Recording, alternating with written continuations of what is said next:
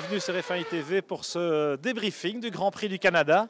Un bien beau Grand Prix, mon cher Ziv. Nous sommes dans l'univers de notre héros, Michel Vaillant. Un pied dans la F1 quasiment. Alors ce Grand Prix du Canada, on attendait évidemment un Grand Prix très mouvementé. On n'a pas été déçus, même si finalement on n'a pas eu de safety car, on n'a pas eu de mauvais temps, mais quel beau vainqueur. Bon, on a eu un superbe vainqueur, une superbe course, et depuis que Hamilton a mis de l'ordre dans sa vie privée, donc ses relations avec son père se sont très fort améliorées, ses relations avec sa copine Nicole se sont un peu calmées, et là on attendait cette victoire pour Hamilton et on l'a eu, une magnifique victoire. C'est vrai que le circuit de Montréal convient bien à son style d'acrobate, parce que c'est vraiment un circuit qui ne laisse très peu de marge, enfin pas de marge du tout en réalité. Et Hamilton nous a habitués là-bas, ça passe ou ça casse. Oui, ça passe ou ça casse, il a très très bien roulé, il a très bien géré sa course, il a très bien géré ses pneus. Et en plus, McLaren, pour une fois, a fait un sans faute, disons, quasi. Enfin, en stratégie, sans faute, parce que j'ai quand même l'impression que dans les stands, les pit stops de Hamilton n'étaient pas les plus rapides. 2 fois, on a vu quand même encore des hésitations. Effectivement, il n'était pas parfait, mais étant donné que Vettel et Alonso se sont trompés dans leur stratégie au niveau de l'usure des pneus, etc. Donc on a vu Hamilton tout à fait serein et gagnant la course haut la main. C'est vrai qu'il a dominé son sujet, et déjà en qualif, parce que pour aller chercher la première ligne en qualification, il fallait y aller.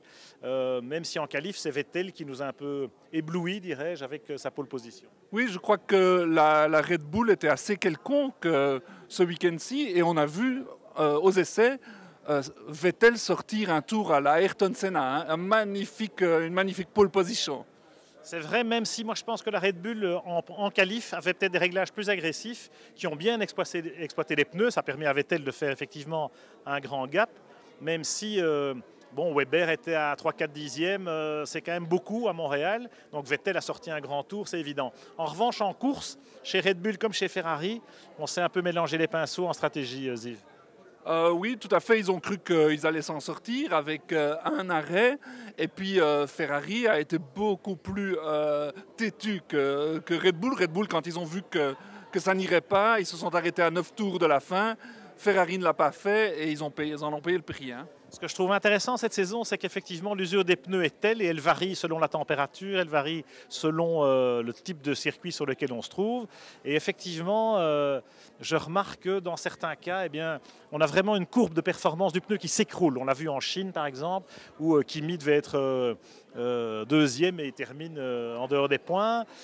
Ici, effectivement, c'est un peu le même cas de figure, mais avec des gros bras, avec Ferrari, avec Red Bull, qui ne parviennent pas à vraiment anticiper et qui limitent les dégâts, mais enfin, il aurait été tellement plus facile d'assurer derrière Hamilton.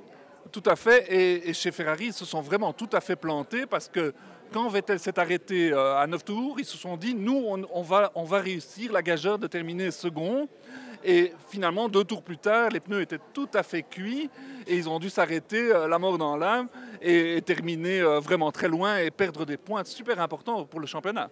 On voit qu'Alonso est solidaire de son team par rapport à cette décision stratégique. Quelle est la part du pilote là-dedans? Parce que c'est vrai qu'ils doivent communiquer par radio, mais Fernando, il n'a pas toutes les infos, forcément. Il n'a pas les chronos des autres voitures qui sont dans telle ou telle stratégie. Et puis on constate qu'il y en a d'autres qui ont réussi leur coup. Grosjean ou Pérez, chapeau. Magnifique. Et, Alonso, je crois qu'il a sa part de responsabilité, étant donné que tout le monde sait qu'il est le grand patron à la Scuderia, c'est lui. Malgré tout, il n'a pas toutes les informations. Mais ce que j'ai bien aimé, c'est qu'il a été solidaire de son écurie alors qu'ils ont fait une grosse bourde, malgré tout. C'est des points dont on parlera peut-être en fin de saison, parce que c'est vrai que c'est des gros points. Fernando aurait calqué sa stratégie sur celle de Hamilton, qui était la logique à ce rythme de course-là en tout cas. Il aurait eu 18 points. C'est quand même pas rien. Vettel parvient à limiter les dégâts un peu mieux qu'Alonso.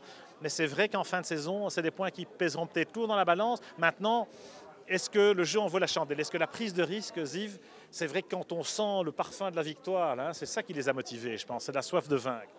Oui, c'est toujours bon. Ce sont des pilotes, ils ont envie de gagner. Quand ils sentent la victoire à portée de main, ils vont y aller. Mais un championnat se gère, et un championnat se gère en récoltant des gros points à chaque course. Et là, ils ont oublié de le faire. Bon, très belle course donc de Lewis Hamilton qui prend la tête du championnat. Quand on voit le nombre de grands prix dans lesquels il a quand même eu des soucis, dans lesquels il a été un peu planté par son équipe, c'est quand même extraordinaire.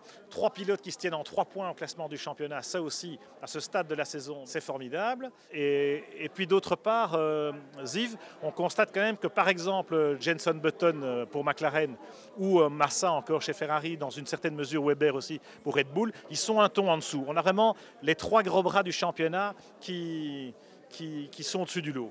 Pour moi, cette victoire vient à point pour Hamilton. S'il fallait qu'il y en ait un 7e, j'espérais vraiment que ce soit lui. Parce que depuis le début de la saison, il mérite une victoire. Il mérite plusieurs victoires d'ailleurs.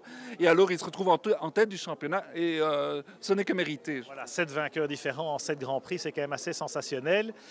C'est le championnat le plus ouvert depuis 30 ans. On se régale et on se retrouve demain pour la suite de ce débriefing du Grand Prix du Canada. Parce qu'il faut évidemment saluer les exploits extraordinaires de Romain Grosjean en premier lieu et de l'équipe Lotus, et puis de Sergio Pérez, tous les deux sur le podium aux côtés d'Hamilton. C'était complètement inespéré et ça mérite un débriefing à lui tout seul. Donc ce sera pour demain sur F1 ITV.